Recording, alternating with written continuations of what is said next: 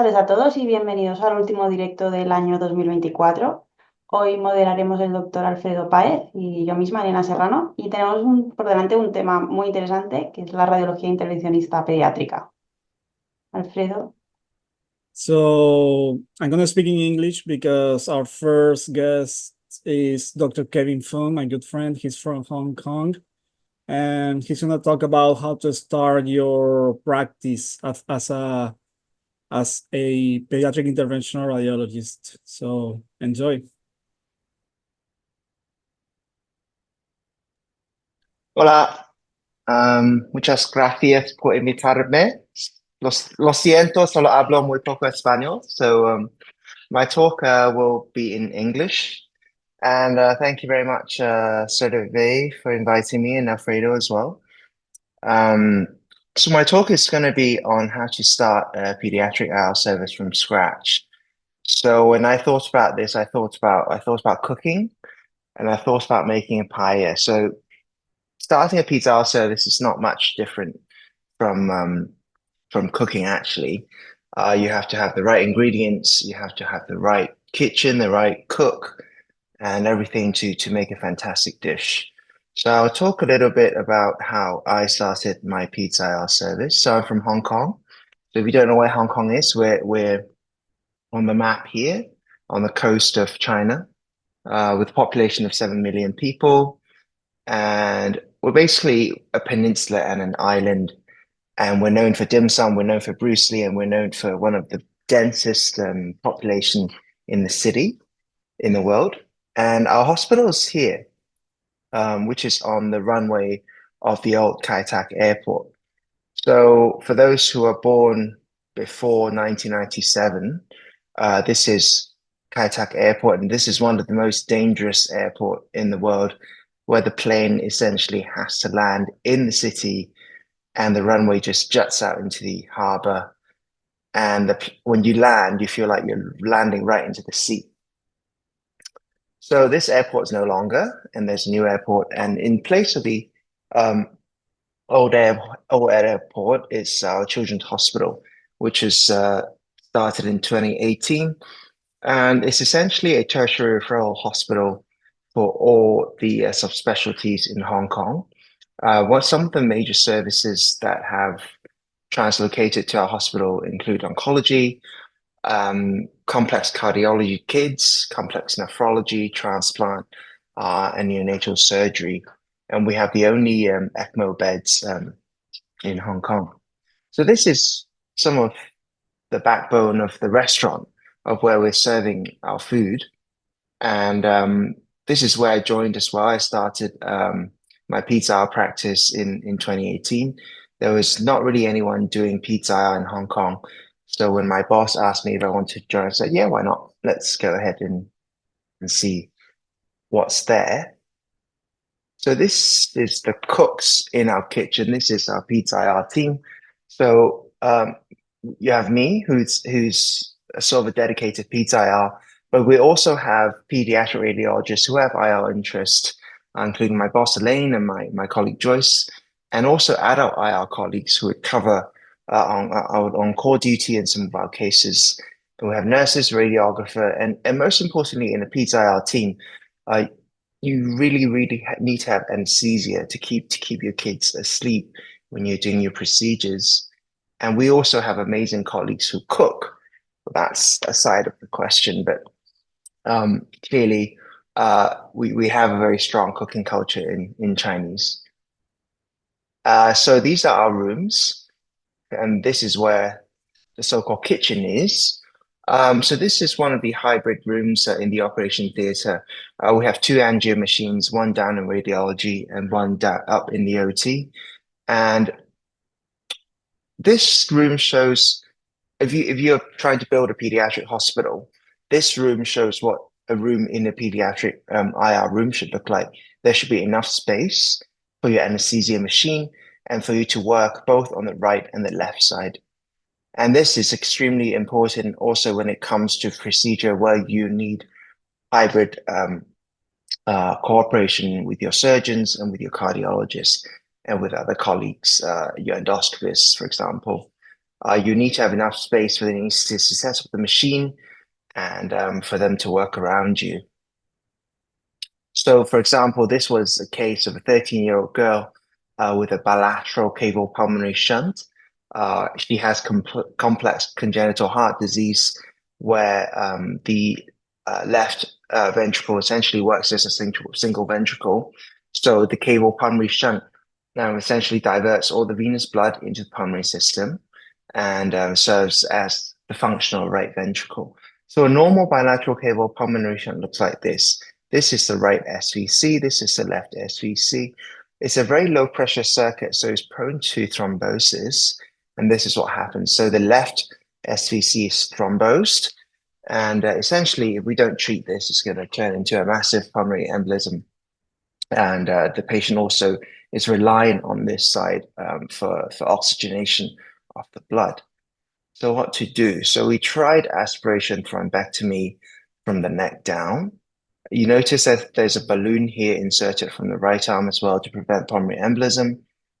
After thrombectomy, there's restoration of some flow, but you can see also there's still residual clot. And we waited for a little bit, but clearly the clot did not resolve and rethrombosed. So we had to go in through the hybrid approach. So this is the venous sheath from the left internal jugular vein, and this is the venous cut down by the surgeon. And the surgeon essentially had to insert a Fogarty balloon under fluoroscopy and to pull the clot out. This is the surgeon pulling that entire, a mixture of old and fresh clot out.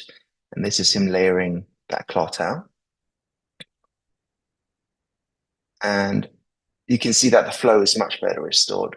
So having a hybrid room like that really allows us to play with the surgeons and to collaborate with them and to make the anesthesiologist happy whilst we're doing the procedure. Another room that I often work in is the CT room. So we do all our CT guided procedures under CT. So this is a case of cryoablation where we'll again need collaboration with many other parties. Most importantly, of course, anesthesiologists. So we have to find a room to put their machines. Some people put it at the end of the bed, but due to limitations when we build our room, we have to put it on the other side of the bed. And for this case, we also wanted to have a neurophysiologist. So this is a case of a 70-year-old girl with desmoid. You can see that desmoid has grown over the years, did not respond to medical therapy. So we tried to go for cryoablation. So this is the neurophysiologist situated at the end of the CT suite. And you can see also, this is where we store our helium. And this is where the neurophysiologist stimulates the leg. And this is what she sees. So you can see the blue line is the baseline recording, quadriceps, tibialis anterior, gastroc, and tibialis, the hallucis adductus. So the red line is actually when we're cryoing, new signal will be acquired, and you can see this is flatlined. So it's not moving, meaning that we need to stop the cryo immediately. So this is part of how the cryo is going. Having a CT really allows us to better visualize the eyeball, I find, compared to a cone beam, and allow us to monitor the hydrodissection during the cryoablation.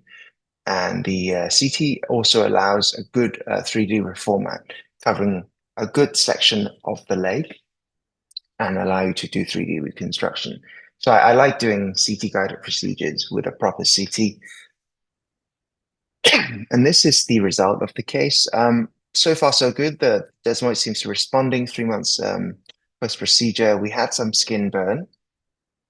Luckily, the patient responded fairly well with that small skin burn. So moving on, okay. So in order to make a good paella, you'll need a good cooking pan, which is the equipment. So for a pediatric hour practice, one of the most important thing that you can invest in is a good ultrasound machine. Because kids are so small, most of the procedures are done under ultrasound. So having a high-end ultrasound machine is a really good investment. As you can see, the 16-year-old girl with an incidental superior medial sternal lesion that requires a biopsy is sitting in between structures you really don't want to touch. Your biopsy needle really don't want to puncture them. So the best modality biopsying this lesion will be under ultrasound, where you can see your needle in real time and firing in real time and making sure you're staying well away from these structures. Again, another big piece of practice in pediatrics will be vascular access, establishing venous access. So this is a case of a few-day-old infant requiring a PICC insertion. You can see this picture is magnified to a large size, but it's actually a vein measuring only 2 millimeter. So again, you want a very good high quality hockey stick probe to really visualize that vein in a transverse plane. And when you poke these kind of veins, they sort of jump and move. So you want a good sharp 24, 22 angio to really get into the vein and walk along the vein before you pass a wire down. Just a few words about vascular access. So device-wise, you want the smallest catheter in the largest vein to prevent thrombosis. So the common workhorse in sick kids now would be a 3 French. Back home, I only have a 4 to 5 French. So we do have to improvise depending what equipments we have. But obviously, using a 3 French in a small vein has the advantage of preventing thromboembolic complications. So changing gear a little bit, but still on equipment. So you can see this is a case where we try to perform a MR lymphangiogram in a neonate that's 60-day-old. So this is what happened from outside institution. They tried to do it with a body coil, and you can see how bad the resolution is. As radiologists, we have, again, toys to play with. So we try to use an adult knee coil for this neonate to try to get as close to the baby as possible, to try to get as much signal as possible. And you can see the signal is much, much better with an adult knee coil, and you're resolving much more and getting much more signal from the dynamic phase of the MR lymphangiogram. Still staying on the topic of dynamic contrast MRL. So this is how normally it's done. So this is one of the modality that has highest temporal resolution and soft tissue resolution in looking at the lymphatics. So essentially, you have to puncture the lymphatics under fluoroscopy and then move the patient across the table to an MR and then get your nice dynamic MR lymphangiogram image by pushing gadolinium contrast. So now, this is really a dream toy of mine, having a hybrid MR angio. They sort of have one at Sick Kids, but we really don't have the money to invest in a Lamborghini as such in Hong Kong. So how do we improvise, or how do we do it? So before we had a good idea. So in a unit with no hybrid MR angio, this is how it's done. You know, you puncture lymphatics, you move the patient across the table. Anesthetist gets very upset because you have to move the patient with the patient intubated, go across the corridor, which is about 100 meters, going into the MR, putting the patient in the MR, and then hooking it up into the machine and start the scan. So no one's very happy. So in Europe and in Hong Kong, we have Sonoview. So with the help of my ultrasound colleagues, we use this, and we use ultrasound, contrast enhanced ultrasound, to confirm the intranodal needle position instead of fluoroscopy. And how is this done? So after you puncture the lymph node with the needle, you can just inject a little bit of Sonoview, and you manage to see the efferent flow into the central lymphatic system. And this allows you to confirm your intranodal position by contrast enhanced ultrasound. You don't need fluoroscopy. Once you see that tubular structure exiting the lymph node, you're okay. So instead of moving from fluoroscopy across the whole corridor into the MR room, you just need to stay out in the MR preservation room. Once you puncture, you get confirmation, and you just push the patient into the MR, just like how you do a normal Emma case. And everyone's is happier. So it saves time, less chance for needle dislodgement, and less distance travel. So good idea sometimes can help with limitation of equipment as well as infrastructure. So this is another use of contrast enhanced ultrasound when we're doing planning. In this case, you can see the flow actually goes retrograde instead of antegrade. So in that case, we can plan out FOV to include the pelvic region, as in this case. So you can see this is the retrograde flow going down the leg instead of the normal flow going up into the body. Now, moving on. So for pediatric IR, you really need to know the specificities of children, and you still have to know recipes. Just like when you're cooking, for different dish, you need to know a different recipe, right? So kids have very different pathologies than adults. There are pathologies that only exist in kids and not in adults. You'd have to use sedation, and you have to sometimes, or most of the time, use some sort of general anesthesia to keep them still. You can't just tell them, don't move. And there are a lot of procedures and procedures concerned, including the use of contrast and the use of saline flush, and also radiation contrast and MR safety. And most importantly, this is very different from adult. You, instead of just communicating with the patient, you also have to communicate with the child and their parents, which can sometimes be more difficult than just communicating with the patient. So this is one of the board that I have in my room, which shows you the maximum lidocaine dose you can use by calculating the body weight. We always have a calculator in the room, and also the contrast max volume. It's actually a bit higher than body weights ×2. You can go up to 6, depending on age, and also the heparin injection. And the other thing, we're doing a case under just sedation and without general anesthesia, we always ensure a good application of local anesthesia, just to keep that initial puncture. The kids can stay still if you have a good local anesthesia. And EMLA cream is also something we do before we apply local puncture. So this cream numbs the skin a little bit and allows local anesthesia to diffuse better once you have this cream. So this is one of the cases where PEDS IR, I think, makes a difference. And knowing all those knowledge will make a difference. So this is a 5-year-old girl with anterior radial mass. You're on call. This is 10 p.m. at night. You consult it for urgent biopsy and vascular access. So this is an image from an outside institution. We don't have our own emergency department, but all these emergency cases comes in through the night. So she's not actually in very acute shortness of breath, and this is the CT. You can see the child's not really cooperating, a large anterior mediastinal mass. There's some airway compression on the left and bilateral pleural effusion as well. So one very important point about kids is they can deteriorate very quickly. So this study from Japan, it shows that actually, while the patient presented usually within a week, the warning signs leading to admission was only 2 days prior to admission. And compared to adult, they can just crash. They can compensate, and then crash. So this is what we do at a hospital. We usually, with this case, we usually arrange an ad hoc Zoom MDT with everybody, especially the ICU physician, the anesthetist, and the ECMO specialist present as well, just to make sure if we need any support from them. So I'm just going to have a little bit of audience participation here.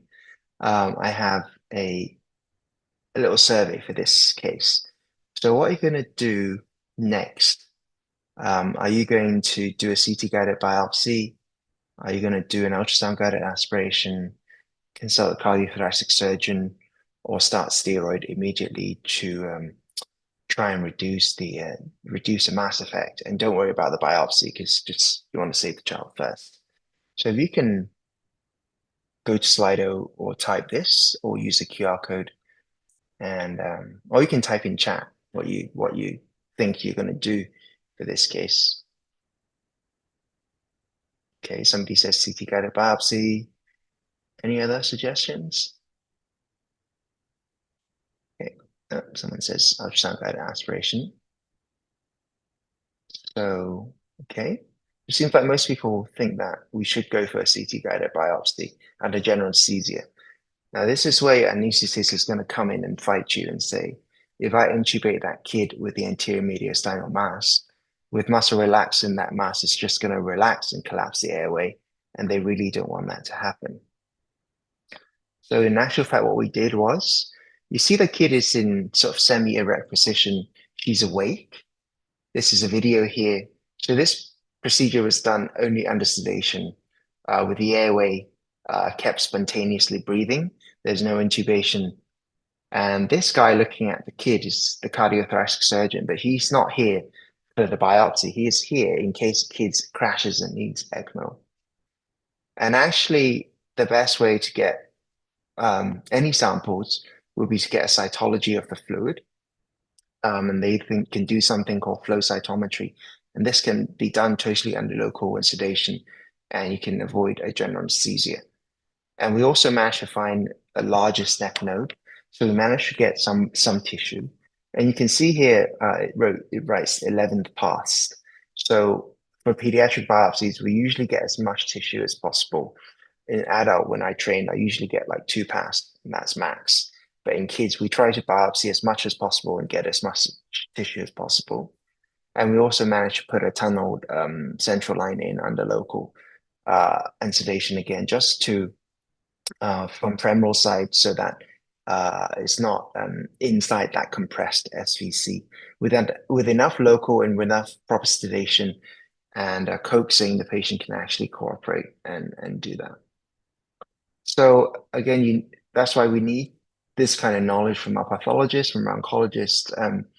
With flow cytometry, we can get this result within 2 hours. You don't need a CT guided biopsy to wait for the histology result. There's enough cells, blasts, in the pleural fluid for us to detect under immunofluorescent light and to get the results very quickly. And the result came back as a TAL, and we managed to start treatment almost immediately. Now, I also mentioned in kids, there are child-specific pathologies. And one of the things is vascular tumors, which Fernando is going to talk about in his next talk about vascular anomalies. So these are 2 different forms of hepatic hemangioma, but regardless, they can both lead to life-threatening complications such as cardiac failure and consumptive coagulopathy. And most patients actually respond to conservative treatment, but there are a group that would fail conservative treatment and require embolization. And when we perform embolization in this kid, one of the main things that we need to think about is the arterial access. So this is a case where it's a 40-week full-term newborn, and there's this progressively enlarging hepatic hemangioma that requires embolization. So when we think about arterial access, again, such as venous access, we don't want to occlude the artery. So the artery is going to be very small. This is a 1.7 millimeter artery. So how can we do this? We can use a modified micropuncture access kit. So the outer diameter is 1.3 millimeter, or we can use one of the lower profile hydrophilic sheath, which the outer diameter is almost the size of that femoral artery, but it's still sort of okay. And we also always give heparin to prevent thrombosis of the artery. So this is a case where we use the transfemoral approach, going from the right femoral artery, going to the artery, and the embolization part is actually the easier part. The difficult part is gaining arterial access. Once you're in the vasculature, pediatric vasculature is very straight and easy to navigate. Now, this is another thing that only exists in children, which is using the umbilical artery, going through the umbilical artery and going into the arterial system. And this is used for kids less than 1 week, where the umbilical artery is still patent, and there is a UAC that exists that the neonatologist puts in. So you can put the sheath inside the artery, and then you can put a large sheath and a large catheter, essentially. So this is a case where we used an umbilical arterial access to embolize this hemangioma. when we do this kind of embolization, you really have to be cognizant that the kid is very small in size, and the blood volume, I always say, you think is about a can of a Mini Coke. So 2 of these 10 mils, say, contrast is already your upper limit. So when we do contrast angiogram in children, we always think, you want to keep that in mind, not to over dose your child with contrast and not to overdose your child with flush. So a good trick to save contrast and fluoroscopy time is to do this under ultrasound. So this is the catheter in the aorta. In order to guide it into the ciliate artery, you can just actually use ultrasound guidance with the transabdominal probe. You can see the guide wire going in to the artery, and you can position the artery in the vessel. So it limits flush, limits contrast, and reduce unnecessary radiation. So just to conclude, where can we start when we develop this service? So when I started, because my hospital have all these tertiary referrals from oncology, nephrology, and cardiology. So this is where I started. Oncology was a good place to start for me because we have all the oncology cases in Hong Kong. But I mean, there are many other areas where we can think about starting a service. Most important thing is find a friend in the clinical team. We are still a referral dependent service. So having a good friend in the clinical team helps a lot. Sitting in multidisciplinary team meeting where they discuss cases also helps, where you can introduce ideas to them and think about how you can help the patient. We also do rounds, clinics when we have cases so that we help the clinician alleviate some of their workload. And also we try to give talks to clinicians to let them aware what's available on the market, which can help the patient. And this is also important, having a good customer relationship, building trust and relationship, as I've mentioned, going to MDTs, helping out surgeons, they sometimes ask you for help.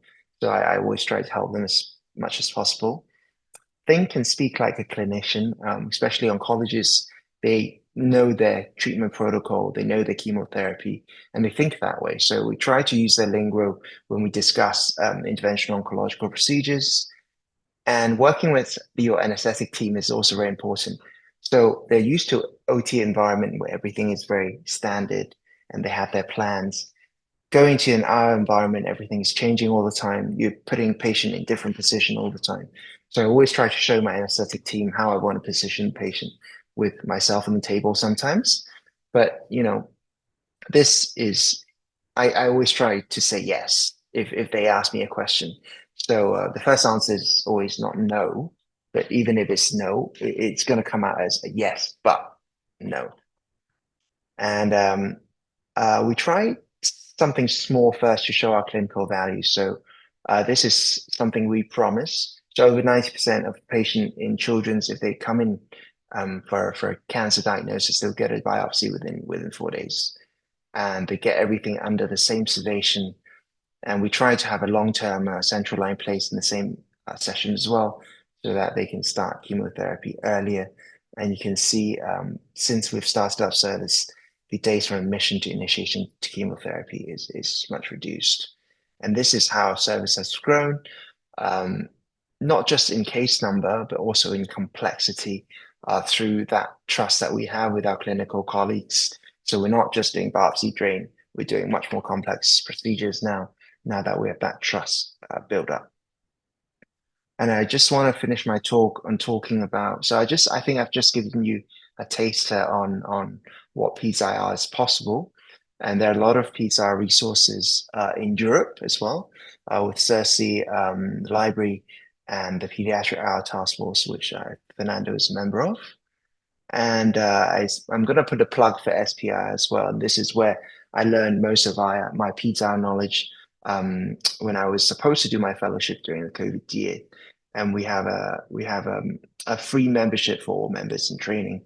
And we also have a social media account, which you can follow and like. And there's lots of educational resources on there, webinars and talks, and an online forum as well. talk about different topics. And just to conclude, I mean, we all started as general IR. So moving on to PEDS IRs, you've got to have the right infrastructure, good equipment, a good team of people who share the same goal, good recipes, different pediatric specificities, a good customer relationship with your colleagues and your clinicians, and probably a very good dose of creativity when you try to think out of the box for different knowledges. And with some luck, maybe we can all be Ferran Asia. So muchas gracias. Thank you very much for your time. And it's a real pleasure to be here. And I'd like to thank Alfredo for inviting me and Survey for inviting me to come here. So Nice. thank you, Dr. Funk, for your excellent talk. We truly appreciate your time and your expertise. Thank you very much. It's my pleasure. Thank you. Yeah, feel free to ask any questions in Kevin in Spanish that we will translate all the questions to him at the end of the talk, okay? So, yeah. Thank you so much, Kevin. Thank you. Gracias. Si os parece bien, seguimos con el siguiente ponente. Es un verdadero placer presentar a Fernando, aunque no necesita mucha presentación. Fernando Gómez es radiólogo intervencionista del Hospital de la Fe de Valencia y va a hablar sobre anomalías vasculares. Cuando quieras, Fernando. ¿Qué tal? Muchas gracias, Elena y Alfredo y a todos. Y a Kevin, thank you very much for giving us this great lecture. Cuando me puse a preparar la charla esta, me vi en la tesitura de siempre de qué hacer, si empezar a contar casos que sean, vamos a hablar fino, muy chulos o que demuestren hasta dónde podemos ser capaces de llegar, pero en realidad esto lo puedes encontrar en un montón de webinars y de cursos o en las charlas online que hay de CIRSE, por ejemplo, o en otras surveys. Y como me gusta provocar un poco siempre, pues he enfocado de manera ligeramente distinta esto.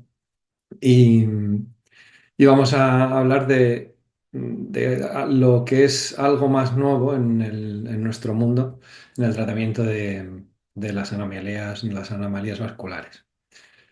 Y probablemente la primera parte y más necesaria que tenemos que aclarar a la hora de hablar de las anomalías vasculares es que tenemos que conocer muy bien la nomenclatura. Lo que pasa es que cuando nos vamos a la clasificación ISBA, lo que nos encontramos es algo que es muy complejo y que cada vez parece que estamos intentando complicarlo más. Y pongo este ejemplo porque, como lógicamente todos sabemos, aquí tenéis una foto de dos felinos, mamíferos y cuadrúpedos, pero que no tienen nada que ver el uno con el otro desde algunos puntos de vista y sí que se parecen en muchos otros. Entonces, lo más importante probablemente sea saber distinguir el uno del otro para saber cómo tenemos que manejar la situación en el momento en el que nos crucemos con alguno de los dos en el camino. Y probablemente, pues con que sepamos esta parte de la clasificación lo suficientemente bien, que sepamos qué son las anomalías vasculares y por qué se dividen entre tumores y malformaciones y el tipo de malformaciones vasculares simples que hay o cómo se pueden combinar, quizás sea más que suficiente para saber qué tipo de tratamiento vamos a poder ofrecerles en muchos de los casos en los que vamos a hacer esclerosis. Otra forma también interesante de abordar esta patología es dividirlas según el tipo de flujo que tengan las malformaciones, sean de flujo rápido o de flujo lento. Y aquí ya veis que también nos podemos ir complicando mucho, pero la forma en la que vamos a tratarlas va a ser bastante similar en el caso de tratamientos locales. Y por desgracia, y esto es algo que irá cambiando con el tiempo, cuando son malformaciones extensas o más generalizadas, el tratamiento con el paso de los años y con el descubrimiento de más y mejores terapias dirigidas va a ir cambiando. ¿Qué es algo absolutamente obligatorio en la mayoría o en muchos de los casos de malformaciones vasculares, sobre todo en malformaciones vasculares extensas? Hay que conocer qué tipo de genética tiene, qué mutaciones tienen asociadas, porque esto va a tener una implicación muy importante en cómo las vamos a tratar. Y ya os digo que ahora mismo lo que tenemos disponible en el menú de terapias no es muy extenso, pero que con el paso del tiempo y según se vayan descubriendo nuevos fármacos o según se vayan aplicando fármacos que ya se están utilizando y que conocemos cómo actúan y en qué punto de las cascadas de las vías de señalización de los síndromes de hipercrecimiento de determinadas malformaciones que se comportan muy parecido a cómo se comportan muchos tumores. Pues según vaya pasando el tiempo, esto se va a acercar más a nuestra realidad en la práctica clínica. ¿Qué terapias dirigidas tenemos a día de hoy? Pues las sistémicas, muchas de ellas ya las conocéis, si no todas. Los inhibidores de mTOR como el sirolimus, la rapamicina.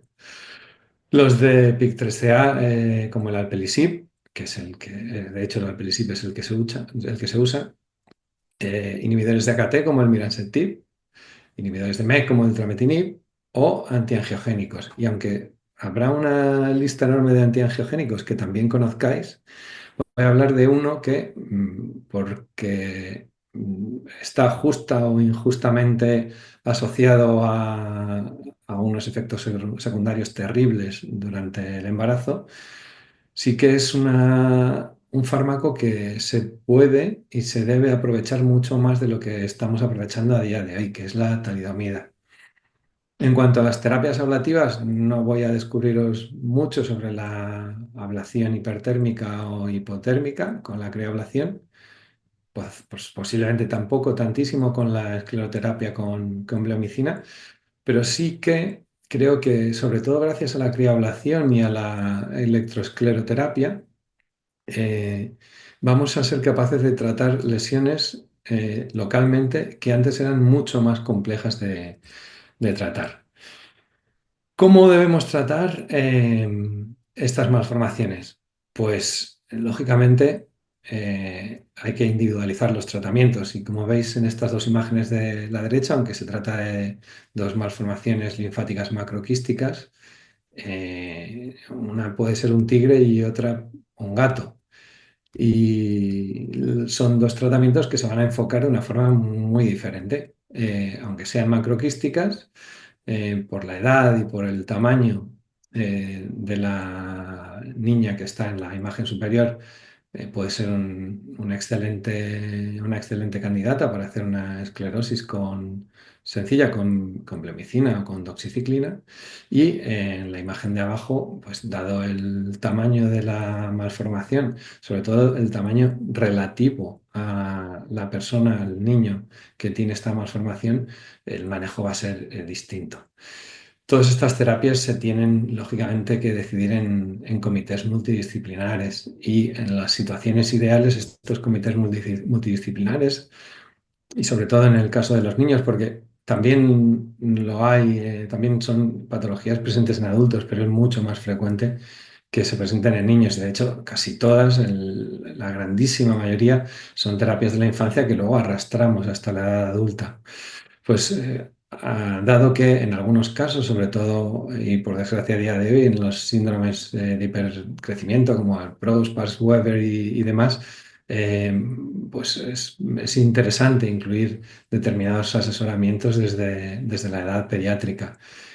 es también interesante y habría que intentar incluir a médicos rehabilitadores y genetistas en estos paneles. Al final, cuanto más especialista haya, más nos enriqueceremos todos y mejores opciones podremos ofrecer a las niñas, niños con más formaciones.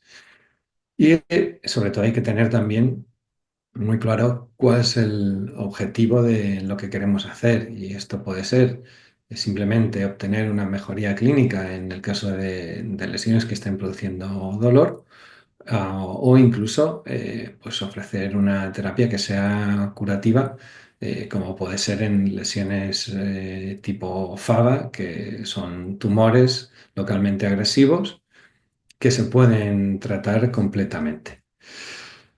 Las terapias dirigidas, y siendo muy resumido, pues aquí tenéis una tabla que no es demasiado resumida, pero que os da una idea de cuáles son las diferentes dianas que vamos a tener en estas patologías. Aquí, de una forma más concisa, en qué parte podemos utilizar cada una de estas terapias. Por ejemplo, cuando queramos dirigirnos contra el emetor, utilizaremos el sirolimus, el amplicip cuando está alterada esta vía de las quinasas. El miransezib en la AKT que se ve en el síndrome de Proteus, no llegó en los ensayos clínicos en los que se probó, no llegó a mostrar eficacia y es una cosa que todavía está en vías de saber si vamos a tener o no vamos a tener o poder utilizarla porque sea o no sea efectiva. El trametinib, cuando hay alteración de la vía del MEC, en las malformaciones arteriovenosas. Y pues tenéis toda la línea de antiangiogénicos que podemos manejar. ¿Cómo vamos a dar el sirolimus? Pues el sirolimus generalmente en los adultos se da una dosis de 1 a 2 miligramos y en los niños se da una dosis que va también en los niños cada 12 horas y se va a dar en 0,8 miligramos por superficie corporal por metro cuadrado. Y es importante que conozcamos los niveles plasmáticos para poder saber que está en rango terapéutico, que son de 5 a 15 nanogramos mililitro. Aquí tenéis una lista de los efectos adversos que va a producir el sirolimus y hay que estar vigilante para saber si tenemos que ajustar, reducir la dosis en el caso de que aparezcan estos efectos adversos o que aparezcan con demasiada frecuencia o demasiada intensidad. Este es un caso de Sant Joan de Déu en el que no recuerdo si es exactamente, me parece que no es el mismo niño que habíamos visto en la diapositiva anterior, pero es una malformación linfática macroquística tratada con sirolimus, con rapamicina a lo largo a lo largo de 6 meses y cómo hubo una marcada reducción del tamaño de la lesión. El alpelisib, inhibidor de PIK3CA, en niños la dosis es de 50 miligramos cada 24 horas, igual que en adultos. Y lo bueno es que no hay que monitorizar los niveles plasmáticos, ya se conocen muy bien las concentraciones y cómo va a ser la absorción y la farmacocinética y farmacodinámica, y con que monitoricemos los efectos adversos va a ser suficiente. El trametinib es un poquito más complejo porque vamos a tener que ajustar la dosis de forma diferente en niños, también va a ser por superficie corporal. Tampoco es necesario monitorizar los niveles plasmáticos y sí las alteraciones los efectos secundarios que va a producir. Finalmente, la talidomida, que es, como habíamos dicho, antiangiogénico, pero también tiene propiedades como antiinflamatorio e inmunomodulador. La dosis puede ser mayor, en los niños es de 150 miligramos cada 24 horas, en adultos se han llegado a dar dosis mayores de hasta 200 miligramos, pero se suelen asociar a efectos adversos muchas veces en neuropatías periféricas. No es necesario monitorizar los niveles plasmáticos, pero sí estos efectos adversos. Eh, Como veis, eh, y salvo en el caso de la rapamicina, ya os habréis dado cuenta de que el utilizar este tipo de fármacos no es muy diferente a poner a un paciente con una antiagregación con ácido acetilsalicílico, con doble antiagregación, o ponerlo en tratamiento con Sintrom, o muchos otros fármacos a los que estamos muy acostumbrados y con los que estamos muy acostumbrados a convivir. Sí que es verdad que las decisiones tienen que estar apoyadas en comités multidisciplinares, pero que a la hora de realizar el seguimiento clínico de según qué casos, no va a ser necesario que tengamos el apoyo de muchos otros colegas y que nosotros mismos, una vez se ha decidido que un paciente que por lo que sea va a requerir un tratamiento intervencionista y además un tratamiento sistémico mediante alguna de estas terapias, pues lo podemos seguir perfectamente nosotros en consulta o en planta.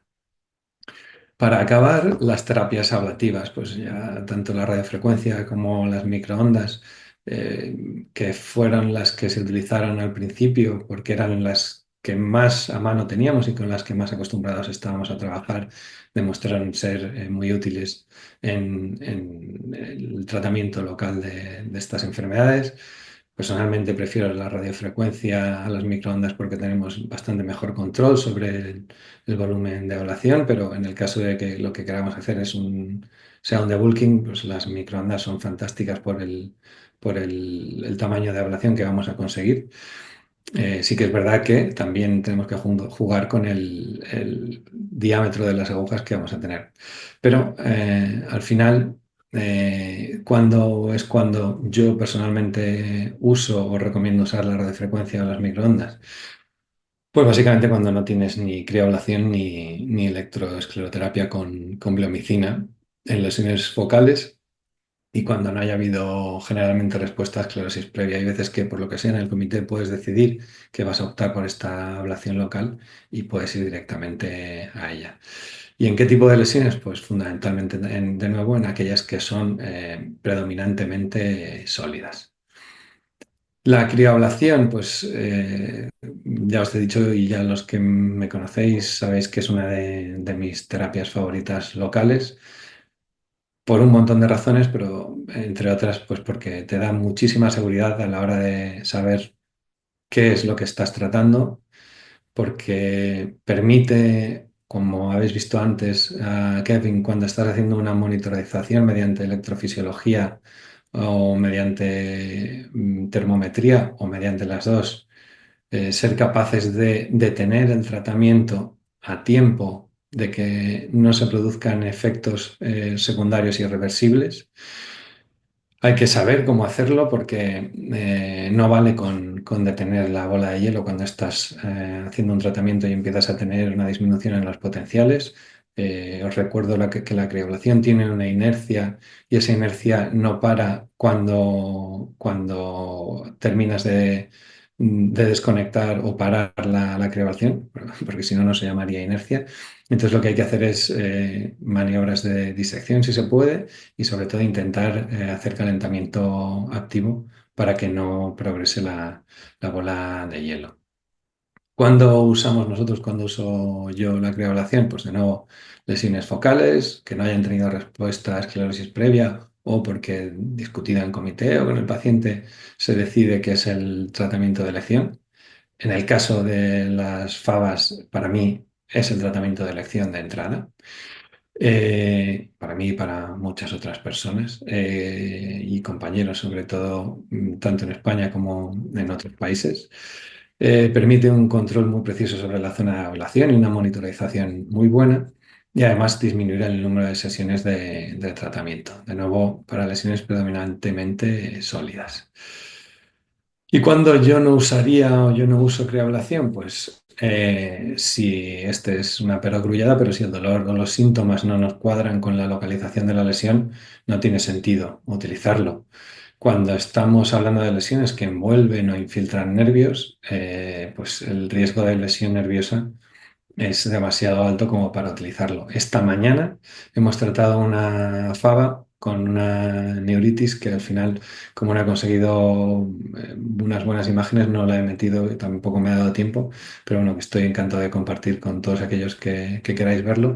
Pues hemos hecho una fava con electroescleroterapia porque aparte de la fava tenía una infiltración asociada al nervio con un peroneo de alrededor de 1 centímetro de grosor en algunas zonas.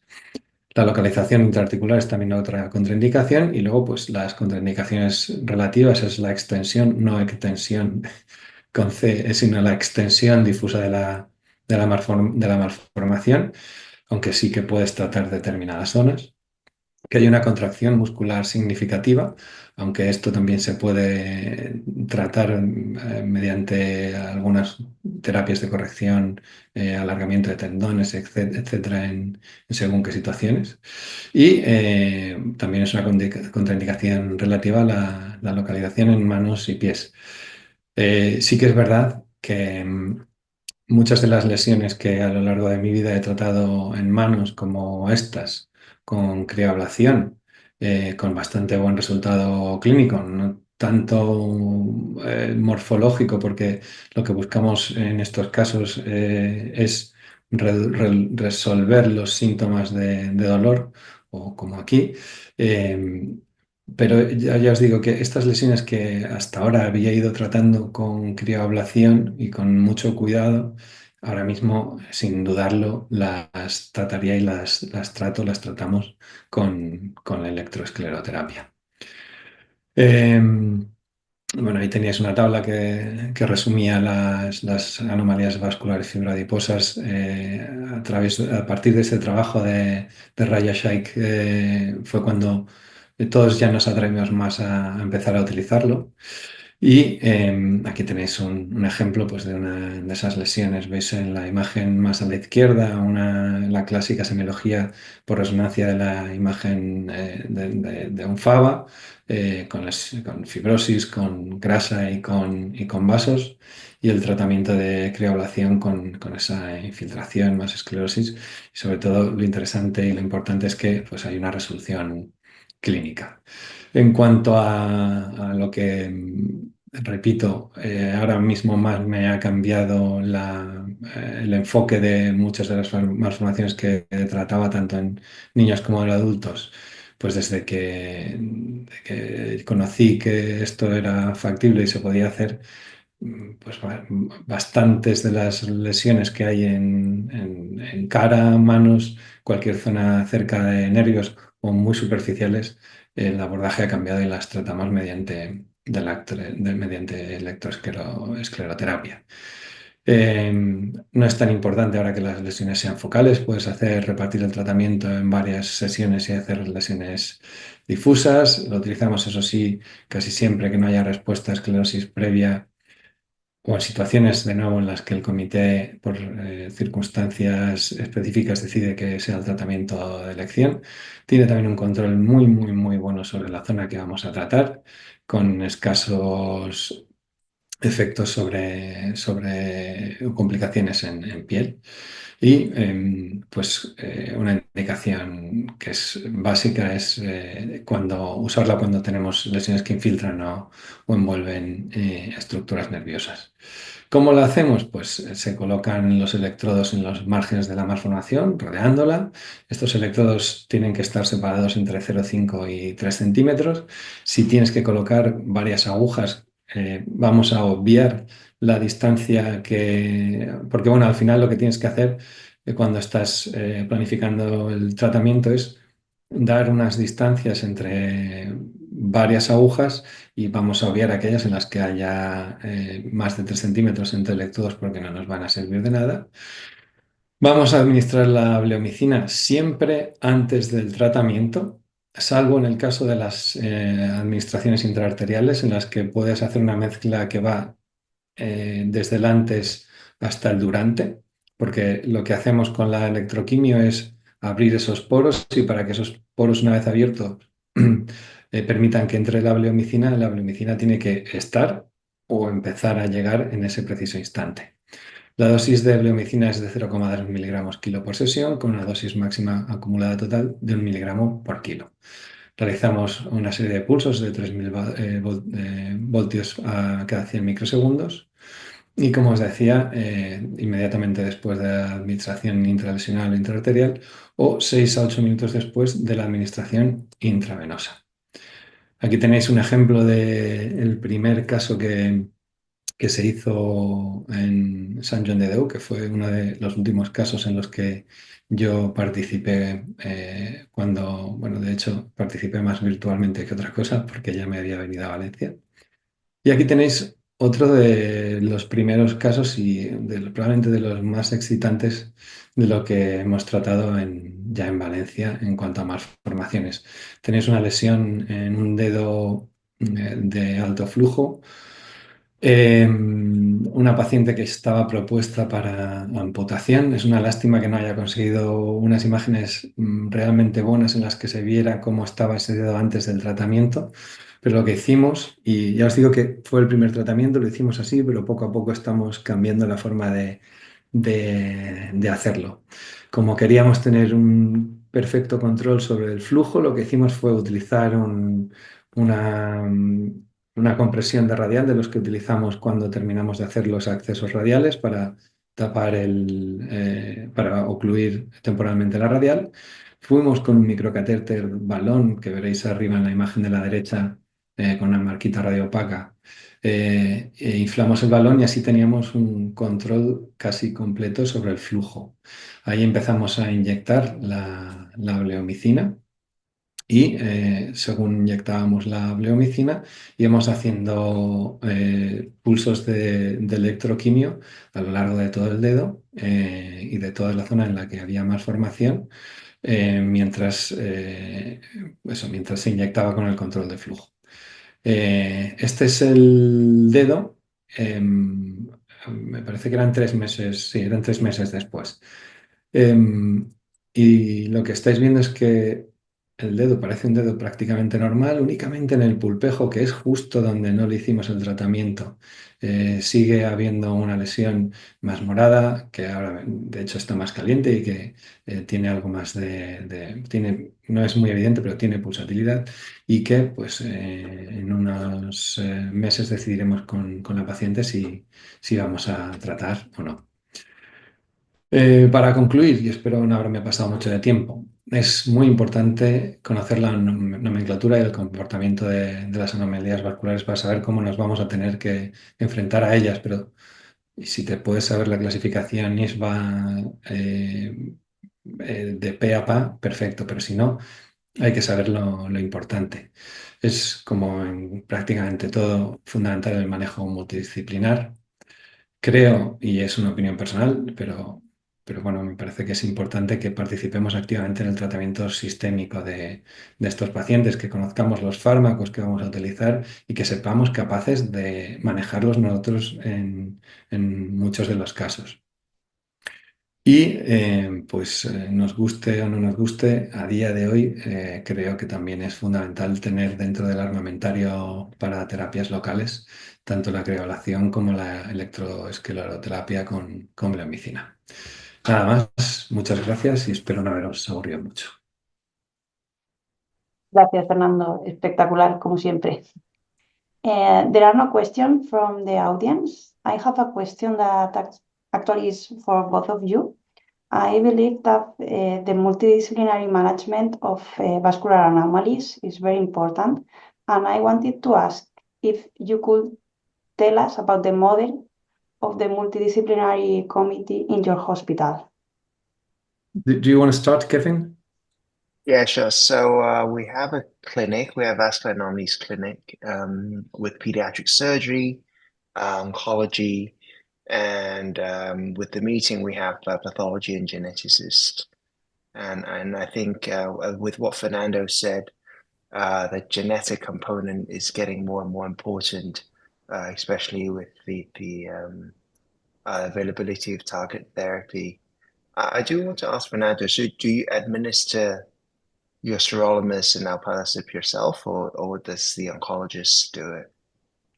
So currently it is our oncologist doing that, but I mean, personally, I don't think that there is a reason that we need to assume that in our center, because there are already people that are managing that situation and that component of the MDT. But if there's someone that is gonna start somewhere where there's no one that is especially interested on that, and this person is an interventional radiologist that has an interest on that, as you have been able to see, all of these therapies are quite easy to handle from a pharmacological point of view.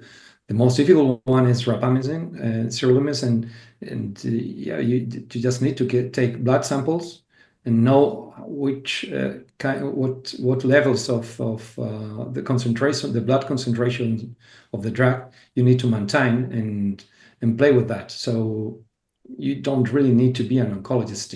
In fact, in many places, these physicians are pediatricians, dermatologists, etc., etc. These people are physicians as yourself, so you can do it. You don't need to do it if there's already someone doing that, but if there's no one, you can start with that practice. Yeah, I do know a few IRs that administer sirolimus on their own, actually. So that's why I asked.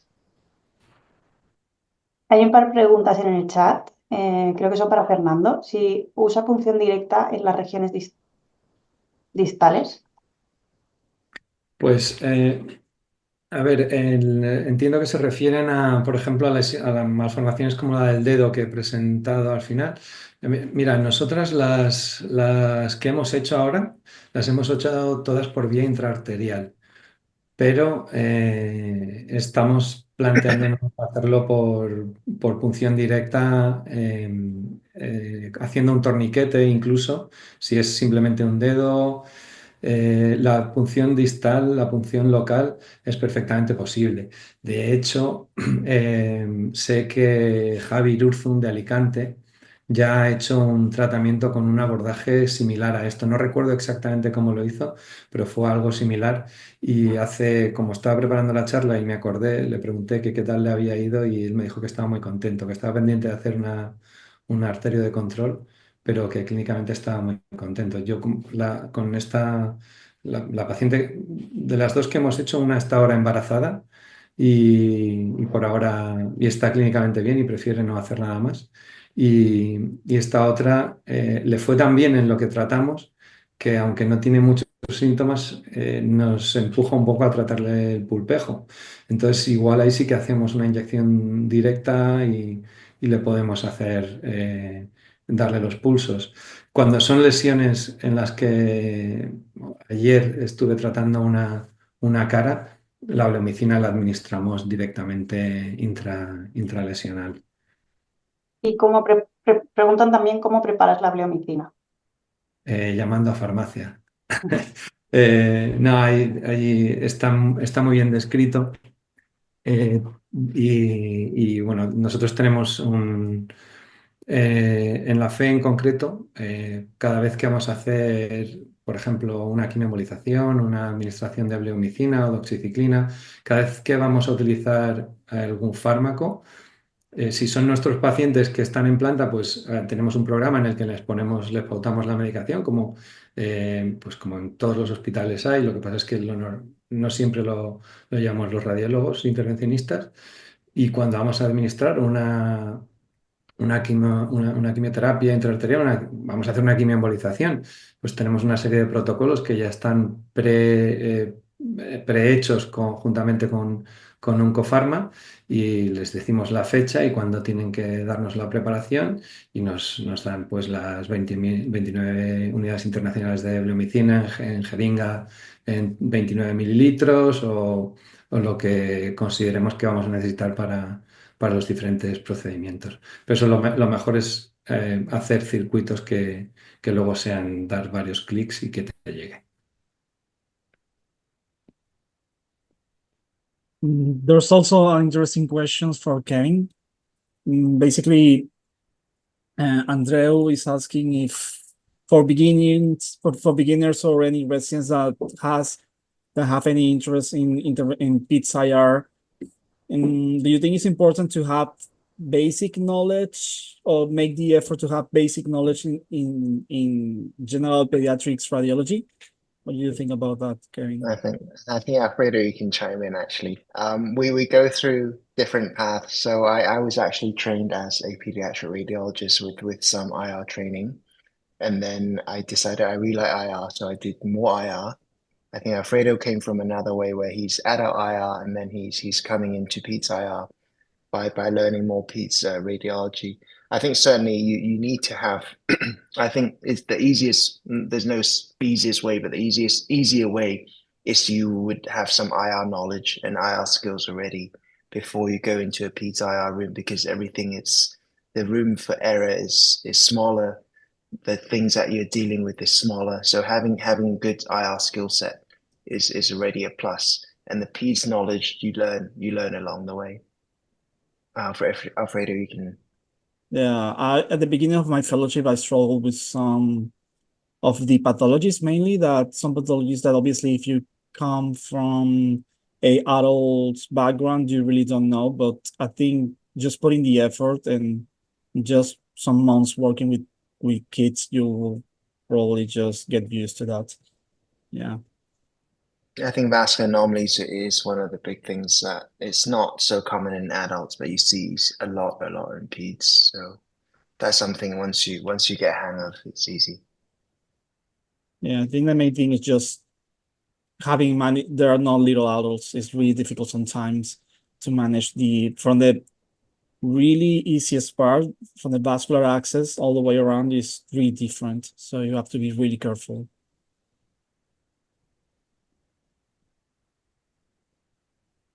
Y otra pregunta para Fernando, que voy a leer, y luego yo tenía una también mía. Leo primero la del chat de Andreu. En muchas situaciones sabemos que las técnicas de radiología intervencionista se usan como rescate en caso de que las terapias oncológicas o quirúrgicas no funcionen. ¿En tu opinión crees que este paradigma está cambiando en el caso de las malformaciones vasculares? ¿Usáis las terapias de radiología intervencionista como primera línea en el manejo de estas? Pues mira, lo primero es que esto enlaza con la primera pregunta de cómo se debería montar un comité multidisciplinar de malformaciones de anomalías vasculares.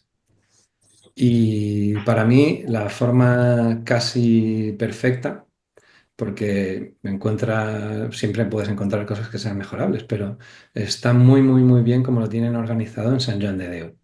Allí tú tienes todos los viernes un día dedicado a las malformaciones vasculares. Ese día empieza con una reunión del comité multidisciplinar en el que se comentan todos los casos.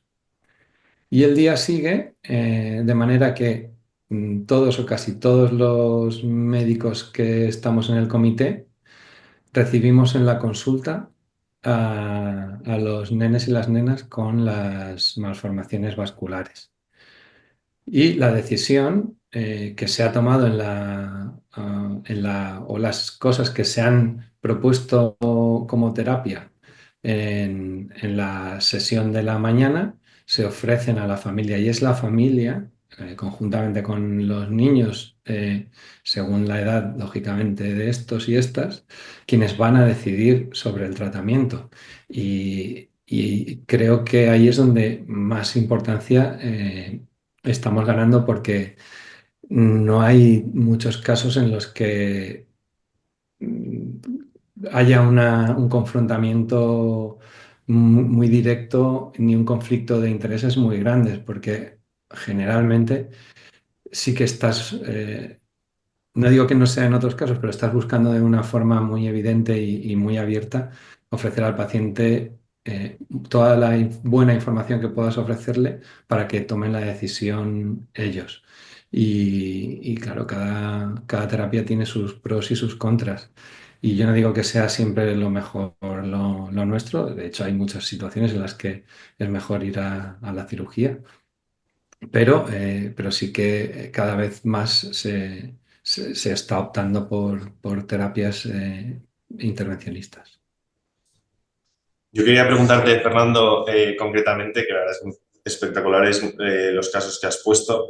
En el caso de la crioablación de malformaciones vasculares, pensando sobre todo en un caso que hemos tenido aquí de una zaga bastante extensa, ¿consideras obligatorio siempre el control electrofisiológico o en el caso de referencias anatómicas puede servir? Claro, lo normal es que si tú tienes claro que la lesión no va a pasar cerca de ninguna estructura nerviosa importante o que, como en el caso que ha enseñado antes Kevin, has sido capaz de disecar el nervio y verlo muy bien, porque tanto con un poquito de suero y contraste o con CO2 muchas veces eres capaz de apartar el nervio y verlo en medio de la imagen aérea en el TAC, no tienes por qué tener una monitorización electrofisiológica. Poner también un sensor de temperatura muchas veces no es muy costoso, pero siempre y cuando tengas clara la anatomía y que veas que no vas a tener problema, no es obligatorio. Es recomendable en según qué casos y obligatorio en algunos pocos. I want to ask Fernando about your last case. So, did you say you use a balloon to occlude the inflow? Yeah, so what we did Yes, is yeah, I got that.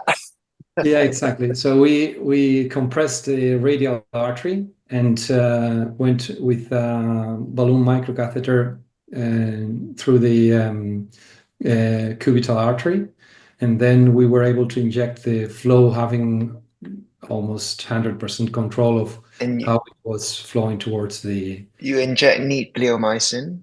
Yeah, Is that yeah, right? Just yeah. exactly. In that case, it was less than 5 cc's.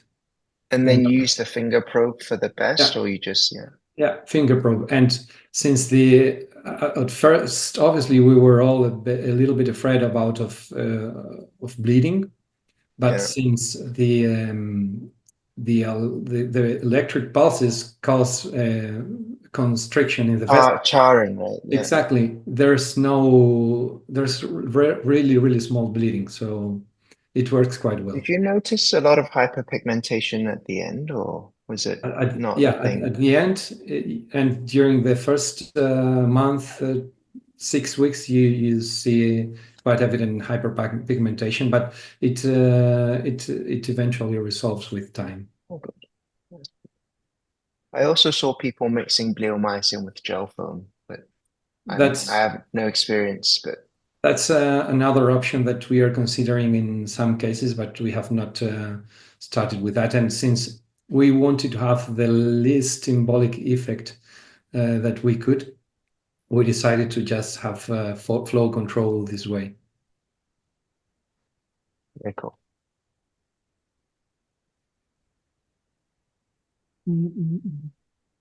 So I have a question for Kevin mainly. What do you think? You are a general IR and you are trying to start your practice as a PITS IR. What do you think are the 5 procedures that they are the easiest one to translate from general IR to PITS IR and that you can offer to your colleagues in pediatrics? Yeah, I think biopsy, vascular access, drainage. These would be, when I reviewed my procedure, these would be the big ones that is easy to start and easy to gain trust. And then vascular anomalies obviously is a big thing where sclerotherapy really makes a difference in kids. And for me, my other interest is renovascular hypertension. So angioplasty is something that can really help those kids with medically resistant hypertension. But it really depends on what your clinician needs. So pediatricians are great because they don't do a lot of procedures themselves. So there's tension in between, surgeons and IRs, or even some gastroenterologists in Japan does a lot of ablations. So in Japan, the IRs don't get much liver ablation cases because the enterologists, the hepatologists do them all. So this is one of the good things about PITS IR. The pediatricians they're not keen to do procedures, most of them. So Perfect. no gastrostomies, Alfredo. No gastrostomies, please. So, yeah. Hay una pregunta para Fernando, que preguntan si hay alguna recomendación cuando el cirujano no está de acuerdo en operar. Me imagino que se refiere a anomalías vasculares complejas y que únicamente, y únicamente ofrecer opción endovascular por los riesgos. Si el cirujano no quiere operar, Exacto. Cuando el cirujano no está de acuerdo en operar y, bueno, y que sí tú podemos. debas ofrecer la opción endovascular solamente por los riesgos de la cirugía, no porque esté totalmente indicado. Es lo que entiendo de la pregunta. Bueno, si el cirujano no quiere operar o porque considera que la cirugía tiene un riesgo muy elevado y tú consideras que nosotros podemos hacer algo que sí que va a ayudar al paciente, pues lo hacemos. O si tú crees que el paciente se va a beneficiar de una embolización prequirúrgica que vaya a ayudar al cirujano a sentirse con más confianza porque crees que lo que necesita esa persona con esa malformación es una cirugía, pues tienes argumentos para convencerlo por ahí o ir haciendo un debulking con terapias ablativas o simplemente tratarlo tú. Depende de lo que se discuta y se decide en el comité. Sí, en este mismo contexto, creo que esta sería la última pregunta del webinar. Si en tu práctica ya estás utilizando las terapias de radiología intervencionista como primera línea en el manejo de las malformaciones vasculares, yo diría que sí, para ver tu opinión. Sí, sí, sí, sí, sí. En las FABAs son la terapia de elección, en muchas linfáticas macroquísticas también, según qué venosas también. Las terapias percutáneas nuestras solas o combinadas con las sistémicas son ya una realidad en primera línea. Genial. Pues nada. Bueno, si os parece, Alfredo, Rodrigo, si no hay más preguntas, si os parece bien, damos por finalizado el webinar. Nos pasamos 17 minutitos. Gracias, Fernando. Thank you, Kevin. Nos gustaría agradecer en nombre de todo el comité que nos hayáis acompañado durante este año en los 6 directos y a todos los ponentes que han participado en estos directos. Ya estamos trabajando en el calendario del año que viene, que compartiremos prontito, y nos vemos el año que viene por aquí. Gracias a todos. Gracias, hasta pronto. Hasta Buenas luego. noches. Bye. Take care.